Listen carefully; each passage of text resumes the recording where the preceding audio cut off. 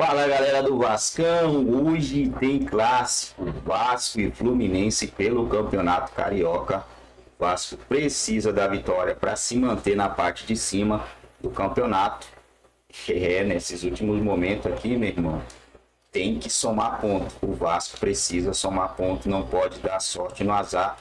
E possivelmente quem vai ficar é o Fluminense, mas ainda pode ficar dois times, né, pessoal? E o Vasco não pode ficar fora da zona de classificação no Campeonato Carioca. Já amassa o dedão no like, se ainda não é inscrito, se inscreva no canal e bora pro game. Obedeço, amigo. Vou fazer o quê? Olha aí, ó, o Vasco e o Fluminense se enfrentam hoje em Brasília. Esse é o segundo clássico do estadual. O primeiro foi Botafogo e Fluminense. Os dois times chegam diferentes para essa partida. A gente vai ver agora na reportagem. Um clássico longe do Rio e com times em diferentes situações. A partida está marcada para o estádio Mané Garrincha, através de um acordo feito no ano passado entre a SAF Vascaína e a organizadora do evento. Com isso, o duelo terá que ser realizado em Brasília. A decisão gerou algumas discussões internas, mas nada que abale o confronto, que terá o Vasco mais perto de chegar à liderança do estadual. Enquanto isso, o tricolor não vive um bom momento e busca a reação. A equipe de Mano Menezes vem sendo alvo de críticas pela torcida, mesmo com contratações de peso, como Canóbio e Hércules. Depois de um ano em que lutou para não cair, o Flu começou 2025 com os titulares, mas até agora só conquistou uma vitória diante da Portuguesa por 3-1. O time encarou o primeiro clássico com o Botafogo e acabou perdendo e amargando 7 jogos sem vencer o rival. Com o Vasco, a situação é mais equilibrada. Nos últimos 10 confrontos, o Fluminense venceu 4 partidas, perdeu 2 e acabou empatando outras 4.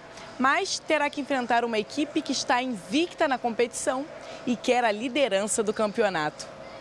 O tricolor já tem as baixas de Ganso e Renato Augusto no início de temporada, mas terá a volta de Lima após um desgaste muscular e vai tentar voltar a vencer no clássico. Acho que a gente esteve distante, ainda está distante daquilo que precisa ter. Isso também é uma hora de cobrança mais forte nossa, sobre nós mesmos. Pelo lado do Vasco, o trabalho de Fábio Carilli tem aos poucos mostrado sua forma de jogar. Então está muito evoluído, eu acho que é um grupo equilibrado, né, e todos buscando a sua posição. Para a torcida já está convencendo. Já deu uma estruturada no time e parece que a gente vê uma luz ali de um time bem trabalhado, uma postura diferente, né? Acho que o Carilli vai acertar o time, apesar de toda a expectativa que a gente fica, mas o que a gente quer pro Vasco é sempre o melhor. Pela primeira vez, o técnico usou Payet e Coutinho juntos numa partida. Porém, o técnico já afirmou que tem feito testes para a equipe na temporada. Eu tô começando a concordar com o Carilli. Eu acho que é uma troca muito boa, né? A gente tem uma substituição impensável, né? Você pensa que primeiro tempo joga Coutinho, você vê aquele placarzinho lá no segundo tempo, sai Coutinho, entra Payet. Aquilo ali eu acho que é fenomenal. Eu acho que o trabalho dessa forma, eu acredito que tá melhor. E podem ser que aconteçam mudanças na partida. Vasco e Fluminense já estão em Brasília com tudo preparado para esse duelo que terá forte presença das torcidas e que promete grandes emoções para empolgar a rodada. Muito bem, Lucas Pedrosa!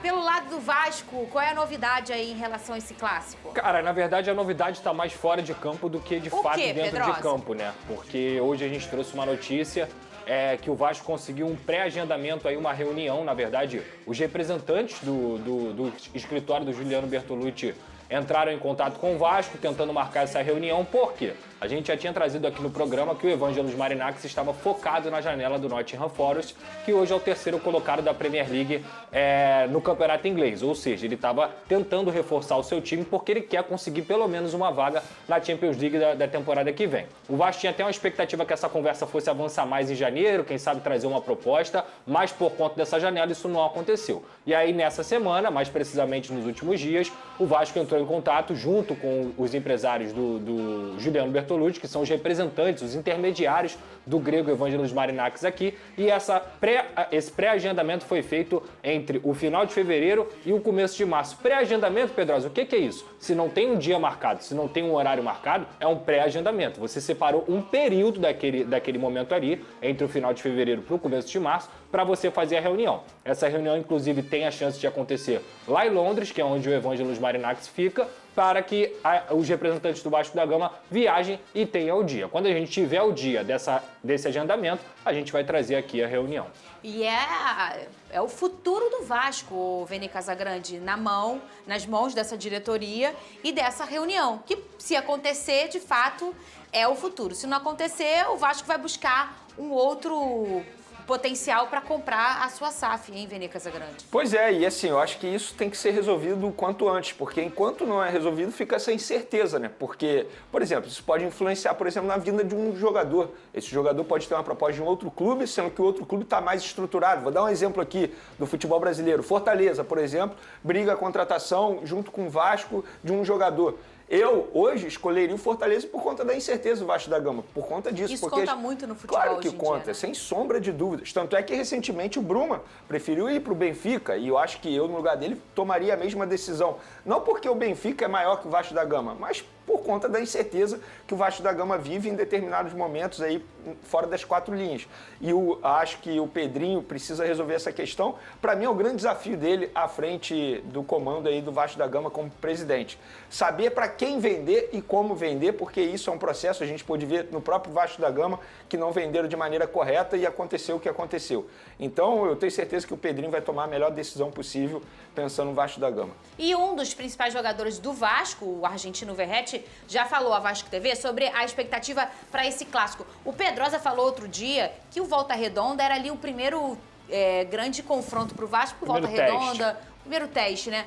O Volta Redonda é um time já de Série B, mais preparado. E agora, sim, um clássico mesmo regional contra o Fluminense. O que o Verratti falou sobre isso? Estamos trabalhando para que cada jogo sea mejor. Jugar un clásico siempre es importante, muy importante. Tenemos que hacer un juego muy inteligente, procurando lo que pide el entrenador, pero muy confiante de lo que a gente puede dar dentro do campo.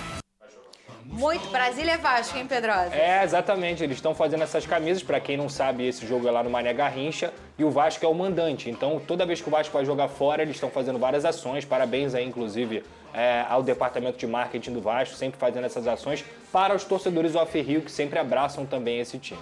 Ô, Vene, pelo lado do Fluminense também, tem o retorno do Lima, não é isso? Sim. E o menino Riquelme, que eu fiquei olhando ali ele contra o... O que você tá rindo? Não tem jeito, contra o né? Botafogo. Menino é bom, hein, Tem que respeitar a categoria de base do Como Fluminense. é que pode, né? Não, o que eles têm em Xerém, ninguém tem. Esquece, eles revelam muitos bons jogadores.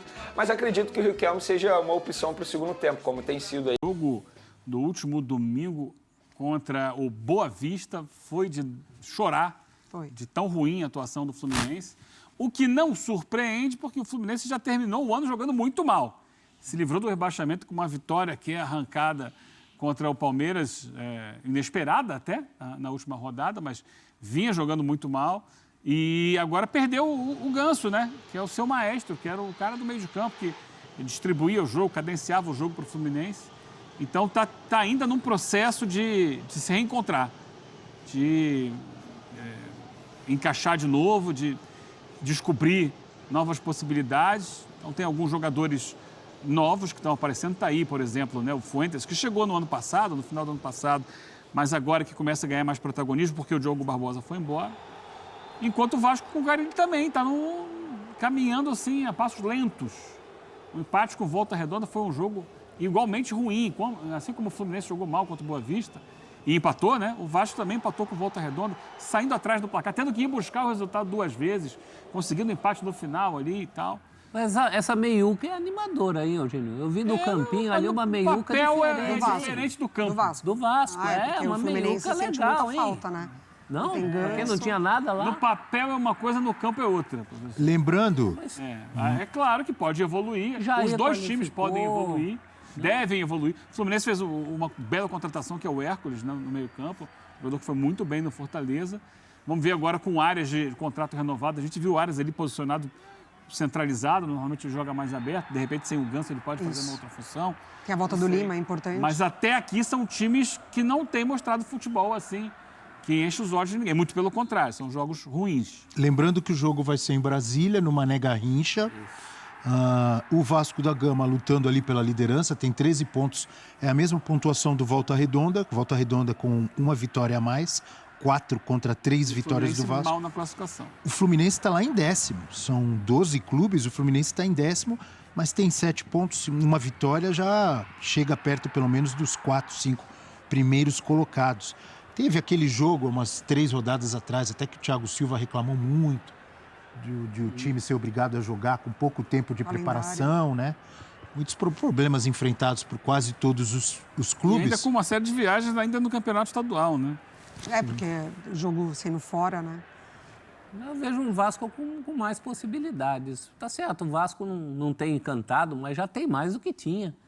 As voltas do Jair, do Paulinho, o próprio Tietê. Uma bola bem... Qualificando. Uma bola que chega e o Verratti, o um... momento dele é melhor do que o próprio Cano. É isso, então, tem sim. ali quem acho que garante tem os gols. alguns outros jogadores ainda que precisam voltar de lesão, né?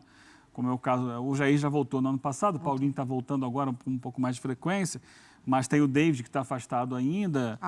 O Adson que está afastado ainda, jogadores que vão dar uma encorpada no time, mas não estou nem falando de nomes, parecem nomes mais confiáveis que estavam jogando no ano passado. Estou falando de funcionamento do time mesmo, ainda muito tímido, ainda muito inicial. E era para ser o Carioca do Vasco, né? Para o Vasco, esse Carioca é importante. Seria... Porque era para ser, não pode ser? Era para ser, porque, como disse o Eugênio, até agora não foi, né? Apesar da classificação estar boa, mas não... futebol ainda não. Entregou. Tem um artilheiro competente, isso é importante. O Verratti foi importante nesse frustrante empate com Volta Redonda, que era um momento para o Vasco dar um salto para a liderança de tabela. Está faltando isso nesse Vasco. Quem sabe nesse clássico? Pode engrenar durante a competição. Pode. Acho chegar perto da fase decisiva. Vai engrenar quando o Flamengo tiver já com o time titular. O jogo com o Fluminense é ótimo para engrenar, porque pelo que o Fluminense não está jogando... O Fluminense com a questão do Mundial, né? É preocupante. Tem que se reforçar, tem que entrosar o time para chegar bem. Mas que vendeu o Cauã Elias, né? E os cornetas, foi um dos destaques ano passado. Corneta de técnico devem estar achando que esse é o clássico da retranca, né? Carilli de um lado e Mano do outro. Vamos ver se dá jogo. Lembrando, Mari Pereira, professor Celso Zelt, Eugênio Leal, que o Sport Center vem aí. Opa! E que nós voltamos amanhã às 9 da manhã. Então agradeço a audiência, agradeço a Mari, ao professor e também... Bom, galera do Vascão, jogo muito importante para medir força, valendo, quem sabe, a liderança do Campeonato Carioca. Lembrando que o líder do Campeonato Carioca, ele disputa, né, os jogos em casa, os jogos de mata-mata, o segundo jogo, no caso. O primeiro jogo seria na casa do oponente, né, o quarto enfrenta o quarto colocado, tem essa ainda, né?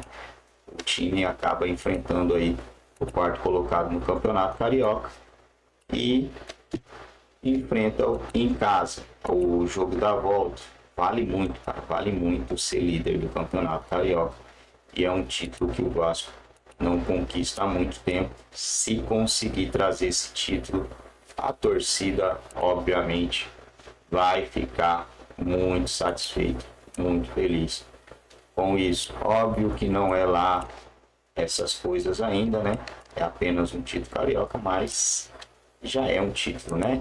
Eu acho que um título pro Vasco, cara, considerado um título, algo grande, na minha visão, na minha opinião, seria a venda da SAF para esse cara aí, para esse tal Marinax aí. Mas a gente já meio que vê como é que funciona as coisas, né, pessoal? Questão de SAF, geralmente é nesse patamar do Botafogo aí, né? Vendeu a SAF e de repente o time acabou, morreu. É assim mesmo, né? Não tem muito para onde correr. Foi lá, ganhou os títulos que tinha que ganhar, né?